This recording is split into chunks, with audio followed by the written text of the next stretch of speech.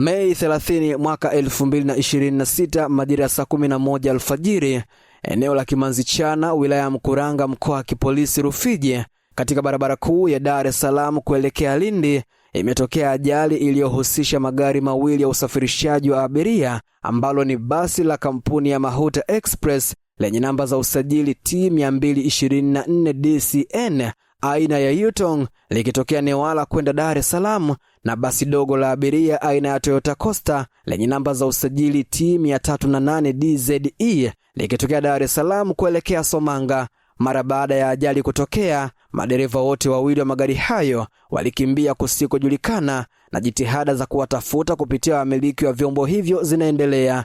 Katika ajali hiyo, watu 6 ambapo ni wanaume 5 na mwanamke mmoja wamepoteza maisha na miili yao imehifadhiwa katika chumba cha kuhifadhia maiti katika hospitali ya wilaya ya Mkuranga. Majeruhi wa ajali hiyo, idadi yao ni 4, wakiwemo wanawake 2 na wanaume 2, wamekimbizwa katika hospitali ya Kilimahewa kwa ajili ya matibabu. Jeshi la polisi mkoa wa kipolisi Rufiji linatoa wito kwa madereva wote na watumiaji wa vyombo vya moto kufuata kanuni, taratibu na sheria za usalama barabarani kuepusha ajali. Imetolewa na kamanda wa polisi mkoa wa kipolisi Rufiji.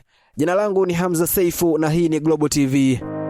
Ili kuwa mwanafamilia bora wa Global TV, usisahau kusubscribe, like, kushare na kucomment. Baada ya kusubscribe, bonyeza alama ya kengele ili kupata taarifa kwa kila video inayopanda Global TV Online.